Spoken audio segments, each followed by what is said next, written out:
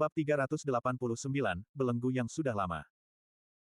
Diunggah oleh Baca Suara. Jangan lupa like dan subscribe, agar kami semangat unggah lebih banyak. Arthur Leywn. Tanda ungu Realm Heart terasa panas di kulitku saat aku fokus pada Gordune. Sekarang aku bisa sekali lagi melihat dan merasakan mana, aku merasa terhubung dengan ruang fisik di sekitarku dengan cara yang tidak pernah kulakukan sejak bangun di Reliktem.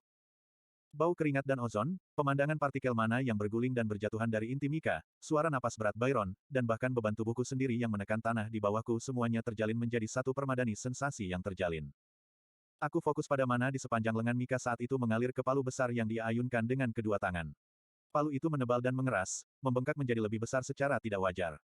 Suara guntur jatuh dan berguling melalui gua, dan palu hancur, meledak menjadi sejuta pecahan seperti pisau. Mika berguling di bawah tombak petir saat pecahan batu itu bergetar hingga berhenti di udara, berbalik, dan meluncur kembali ke sasarannya. Suara statis berderak bergetar di udara, dan batu-batu itu menjadi magnet, saling patah dan membelok keluar jalur. Beberapa yang berhasil mencapai Byron meledak melawan penghalang mana. Di sebelahku, di balik lapisan es transparan yang melindungi kami dari mantra nyasar, Farai bergeser. Matanya setengah tertutup saat dia lebih fokus merasakan dua inti sparring lens dan kekuatan manipulasi mana mereka daripada aspek fisik pertarungan mereka. Inti mereka berdua terasa kuat. Hampir diisi ulang. Aku menggigit lidahku. Memang benar bahwa mereka hampir kembali ke kekuatan penuh mereka, tapi kekuatan penuh mereka nyaris tidak merusak Asura Balita. Potong Regis, mendongak dari tempat dia berbaring di sudut, tidak tertarik pada perdebatan. Udara di ruangan menjadi berat saat gravitasi membengkak. Menjadi kaku, Byron menahan beban berat tubuhnya sendiri, yang mengancam akan menariknya ke tanah. Pasir berputar-putar di sekelilingnya dan mengeras menjadi batu-batu besar yang segera terbang ke arahnya. Petir lain mengguncang gua pelatihan, mana atribut petir menggigil dan berkobar dalam visi Real Heart-ku yang ditingkatkan. Batu-batu itu bergetar tetapi tidak pecah, bentuknya sesaat tampak entah bagaimana tidak pasti, dan kemudian mereka menabraknya. Alih-alih batu padat yang dimaksudkan untuk dihancurkan dan dipukuli, batu-batu itu meledak di Byron seperti lumpur, atau mungkin pasir hisap, menyelubunginya dari ujung kepala sampai ujung kaki. Inti Mika kembali berdenyut dengan pelepasan mana, dan pasir menjadi batu, mengeras di sekitar tubuhnya. Mata Byron melebar, dan rambut di kepalanya berdiri. Jubah petir melingkar di sekelilingnya, dan suara guntur menggelegar menembus batu, menyebabkannya pecah sebelum benar-benar mengeras. Petir menyebar seperti jaring di lantai di sekitar kakinya, menciptakan banyak baut individu yang tersentak dari tanah untuk menghancurkan potongan-potongan batu yang Mika coba kendalikan, termasuk palu yang terbentuk lagi di tangannya.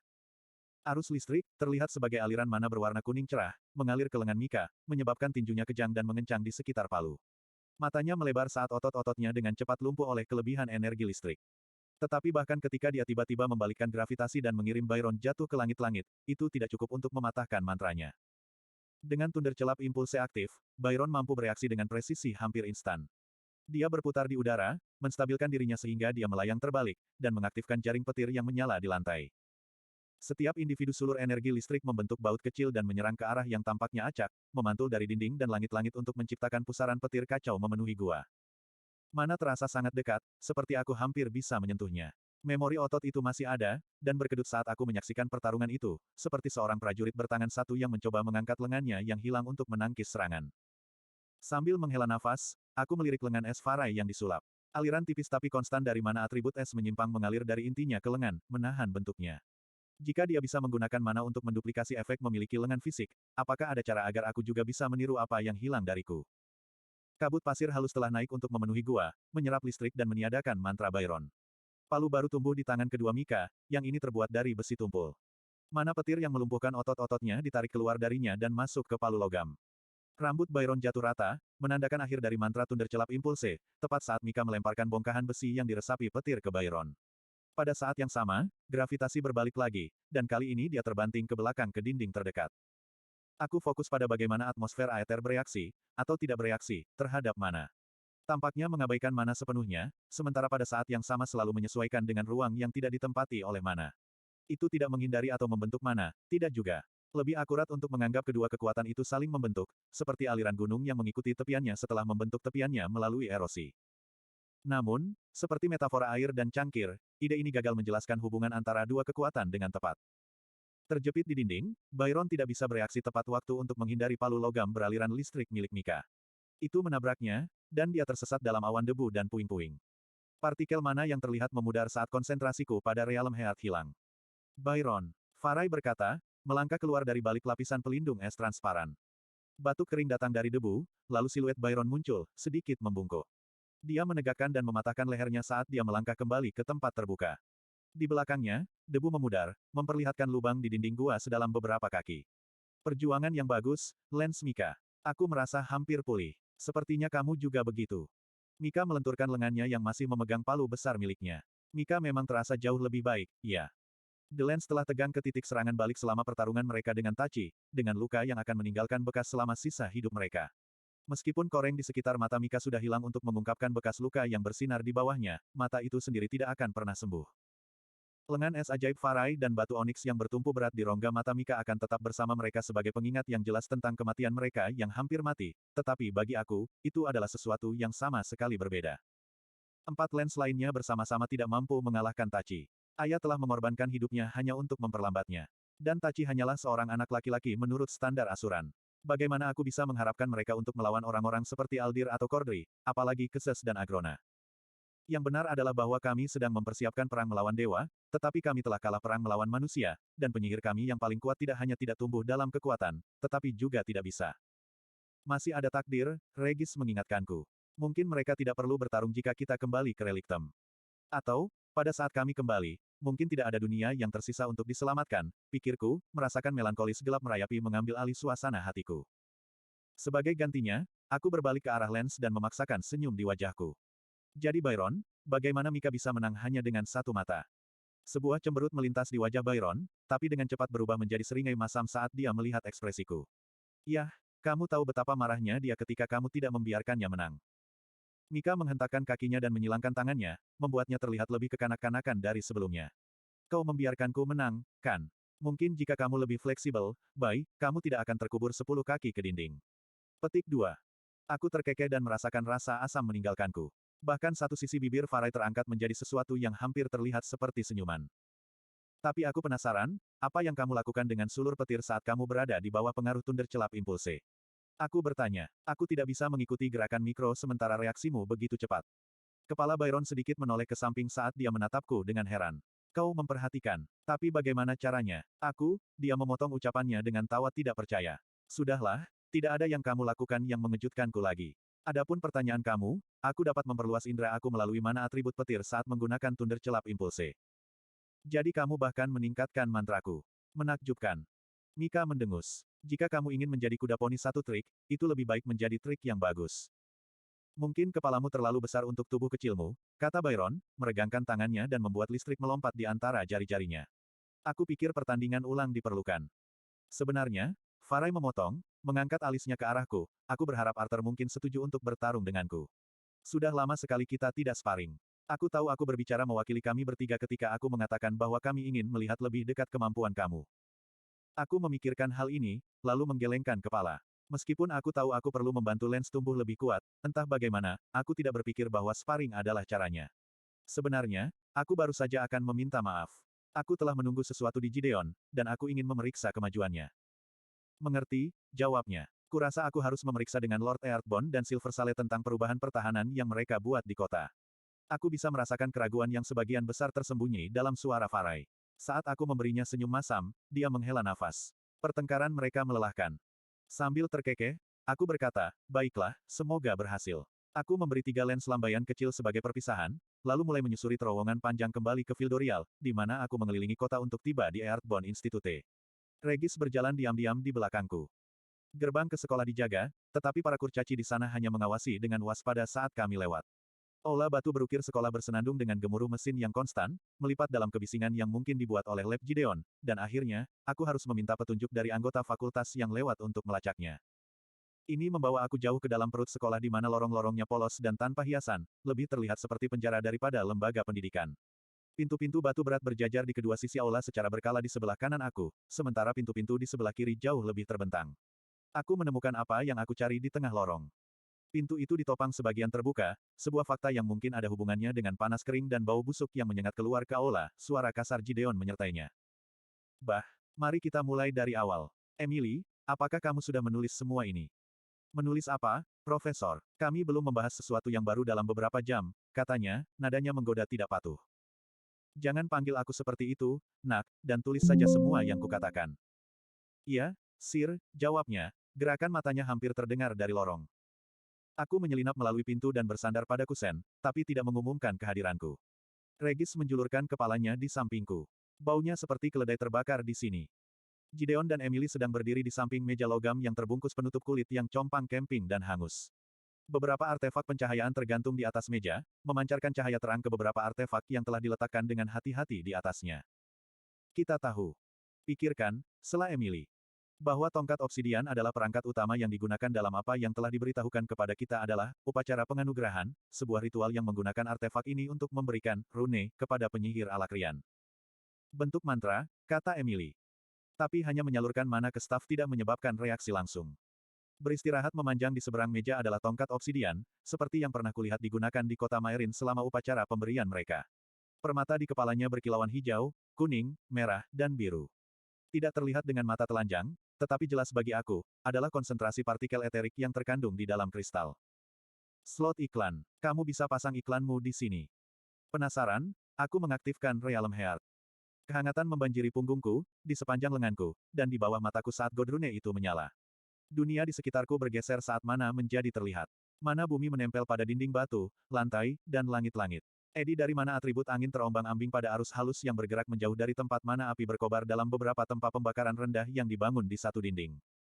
Emily menegang, dan aku bisa melihat merinding terbentuk di lengannya dari seberang ruangan. Perlahan, dia berbalik ke arah pintu. Arthur, apa?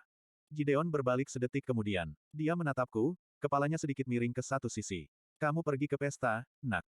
Aku menyeringai pada lelucon itu, tapi fokusku adalah pada tongkatnya, partikel mana yang padat membuatnya bersinar, dan bahkan tanpa diaktifkan, sepertinya menarik lebih banyak mana ke arah dirinya sendiri dalam tetesan perlahan. Mana menempel pada item lain di atas meja juga, tapi bisa merasakan ini tidak memberitahuku sesuatu yang baru, jadi aku berhenti menyalurkan eter ke Godrune. Partikel mana memudar sampai mereka sekali lagi tidak terlihat, dan kemampuanku untuk merasakannya terputus. Aku mengedipkan mata beberapa kali saat mataku menyesuaikan dengan perubahan dalam penglihatanku. Jadi, sepertinya penelitiannya tidak terlalu produktif. Gideon dan Emily bertukar pandang, dan Gideon menggaruk alisnya yang setengah tumbuh kembali. Sulit untuk menyusun teka-teki ketika kamu tidak tahu seperti apa bentuknya, gerutunya, melambaikan tangan ke artefak. Mungkin jika kamu akan menghiasi kami dengan kehadiran kamu sedikit lebih cepat. Yah, aku di sini sekarang, kataku sambil menyeberangi ruangan menuju meja. Dan aku membawa asisten peneliti. Aku memberi isyarat kepada Regis, yang berdiri untuk meletakkan cakar depannya di atas meja. Memahami teknologi ini sangat penting jika kita berharap untuk menandingi Alakrian, apalagi melawan Asura. Jadi, kamu menyiratkan, kata Gideon kecut, tatapannya yang cemas pada serigala bayangan menatap artefak dengan serius. Aku pikir, dia menatap Emily dengan tajam, rune yang ditenun ke dalam jubah upacara ada hubungannya dengan mengaktifkan staf. Seperti sebuah kunci. Tetapi ada urutan rune yang tidak langsung terlihat, dan aku tidak ingin mencoba sesuatu secara membabi buta. Seseorang bisa terluka, atau lebih buruk lagi kita bisa menghancurkan jubah itu secara tidak sengaja. Alis Emily terangkat saat dia mempertimbangkan mentornya. Prioritasmu sepertinya tidak sejalan, gumamnya. Aku tidak tahu, aku pikir aku setuju dengan Profesor Nobrous, kata Regis sambil lalu, menimbulkan tawa dari Emily. Jubah itu pasti diperlukan. Terima kasih, kurasa, gerutu Gideon. Apakah ingatanmu dari Uto mengandung sesuatu yang berguna tentang penganugerahan itu? Aku bertanya. Alis Lupin Regis menyatu saat dia berjuang untuk menguraikan campuran pikiran dan ingatan yang awalnya digabungkan untuk memberinya kesadaran. Uto telah melihat 100 penganugerahan, biasanya perwira tinggi atau darah tinggi. Tetapi hanya pejabat yang benar-benar melakukan upacara, dan aku kira Instiller dan Fritra yang merancang hal-hal itu, yang diajarkan secara spesifik. Petik 2. Dan tidak ada dalam buku yang membantu. Aku bertanya pada Gideon. Di sebelah jubah hitam seremonial terdapat sebuah buku tebal yang sudah usang. Gideon mengulurkan tangan dan membukanya ke halaman acak. Ini adalah katalog dari banyak tanda, lambang, dan lain-lain yang telah diturunkan oleh staf ini secara khusus. Menarik, tetapi tidak membantu dalam menggunakan benda itu. Petik 2. Kurasa terlalu berlebihan untuk berharap itu datang dengan instruksi manual, kataku. Moncong Regis berkerut. Aku pikir kamu mencoba untuk menjadi lucu, tapi itu akan mengalahkan tujuan memiliki ritual super rahasia. Oh, bagus, dia menghinamu juga, kata Gideon, menatap Regis dengan bingung. Aku khawatir itu semua hanya kamu pantomim melalui panggilan kamu, dan aku bertanya-tanya apa yang aku lakukan salah. Aku tidak sedang menghina, jawab Regis membela diri. Aku hanya menyebutnya seperti itu. Fokus, pikirku pada Regis, lalu mengalihkan perhatianku kembali ke artefak. Cincin dimensi hitam polos yang diberikan kepadaku oleh Alaric juga ada di atas meja.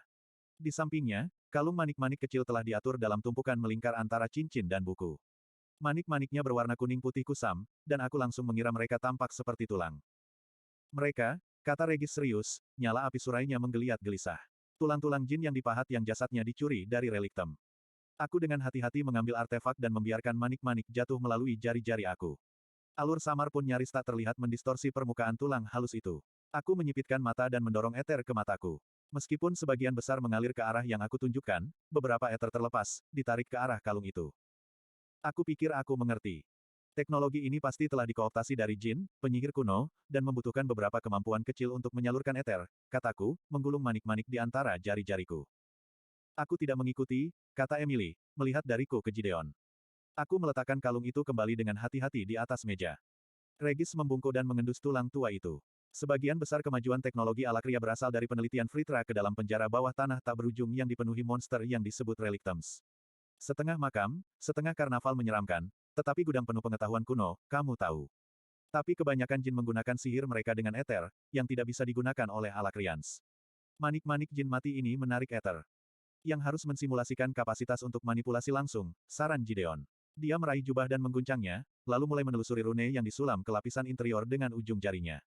Aku tidak sepenuhnya fasih, dan runenya rumit, tapi aku yakin jubah itu memiliki tujuan yang sama, hanya untuk mana. Aku menarik ke bawah sudut kain untuk mendapatkan tampilan yang lebih baik.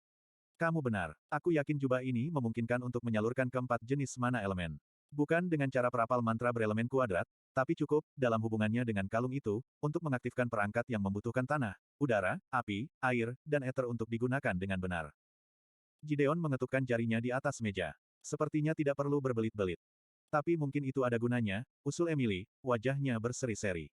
Maksudku, pikirkanlah. Jika kekuatan magis sesederhana melambai di sekitar artefak, dia menunjuk ke staf, maka siapapun yang mengendalikan anugerah ini akan mengendalikan segalanya. Dan pelajaran salah satu studi megalomaniak adalah mereka tidak suka berbagi kekuasaan, jawab Regis. Aku mengambil pemikiran Regis. Penglimpahan memungkinkan Agrona untuk membuat penyihir dan meningkatkan kemurnian inti mereka dengan sedikit usaha, tetapi teknologi yang sama akan memungkinkan, misalnya, salah satu penguasa untuk melakukan hal yang sama dalam upaya untuk menantangnya. Gideon mengeluarkan senandung berpikir dan membungkuk di atas meja, menatap staf. Dengan mengontrol siapa yang memahami bagaimana potongan-potongan itu cocok dan membatasi akses ke artefak sekunder, kamu mempertahankan kendali atas prosesnya. Meskipun, Emily menggigit bibirnya ragu-ragu. Jika artefak bisa dicuri begitu saja. Oh, pasti ada sarana perlindungan sekunder, kata Regis, melompat turun dari meja. Ketidaktahuan yang dibuat dengan hati-hati hanyalah salah satu bagian darinya. Ancaman kematian yang mengerikan saja sudah cukup bagi kebanyakan orang. Tapi aku berani bertaruh tanduk aku ada semacam penangkal atau jebakan yang dijalin ke dalam semua teknologi ini bagi siapa saja yang mencoba mencurinya dan menggunakannya untuk melawan Agrona. Kami semua terdiam beberapa saat sambil memikirkan pemikiran ini. Kemudian kesunyian pecah saat ledakan mengguncang dinding dan membawa jejak debu dari langit-langit. Surai berapi-api Regis berbulu saat kami berdua berbalik ke arah pintu. Asap jingga abu-abu memenuhi aula di luar. Gideon tertawa. Jangan khawatir, itu hanya eksperimen baru yang coba aku tunjukkan kepada kamu. Tanpa menungguku untuk mengakui kata-katanya, Gideon menuju ke aula dan menuju sumber ledakan. Emily mengangkat bahu dan memberi isyarat agar kami mengikuti. Regis dan aku bertukar pandang, ragu-ragu untuk meninggalkan jubah dan kalung mengingat implikasi yang baru saja kami buka, tetapi mengikuti Emily setelah dia mengunci pintu lab di belakang kami. Tidak jauh di ujung lorong, asap tebal berwarna merah oranye keluar dari satu set pintu batu yang berat. Tepat di dalam, dua penyihir kurcaci menggunakan apa yang tampak seperti jubah hangus untuk mengusir asap terburuk. Mereka memucat ketika mereka melihat Gideon bersandar di kusen pintu. Maaf Pak, percikan dari salah satu senjata berakhir di gelas arwah niter. Gideon menyeringai lebar, dan dia menarik napas dalam-dalam dari asap berbahaya yang mulai hilang. Kamu tidak bisa membuat telur dadar tanpa menyebabkan beberapa ledakan. Regis tertawa terbahak-bahak. Kau tahu, aku mulai menyukai pria ini. Emily merosot lelah.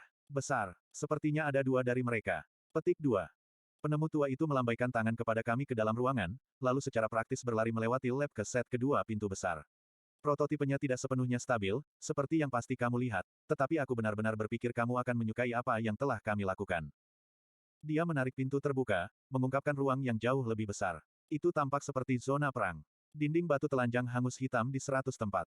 Di sepanjang salah satu dinding, meja logam bekas luka memegang beberapa perangkat yang tampak aneh.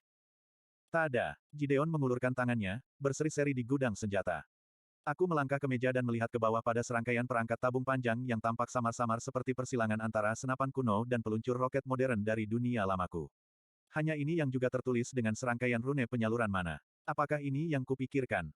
Jika menurutmu itu adalah senjata yang mampu mengubah energi dari garam api kurcaci menjadi ledakan destruktif yang mampu membakar bahkan penyihir inti kuning, maka ya, tentu saja, kata Gideon, menggosok kedua tangannya dan menyeringai seperti jenius jahat buku cerita.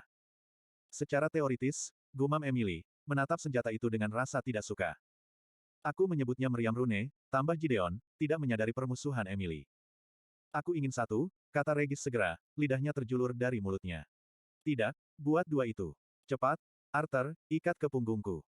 Mereka belum sempurna, tetapi ketika mereka dengan tidak sempurna, maksudnya mereka tidak stabil dan masih membutuhkan kehadiran mage yang mampu menyalurkan api dan angin, Emily menunjukkan.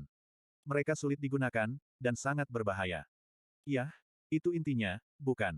Bentak Gideon, memelototi asistennya. Dan jubah penganugerahan itu benar-benar memberiku ide bagaimana kita bisa menggunakan kristal mana dan rune fokus untuk memperbaiki masalah penyihir.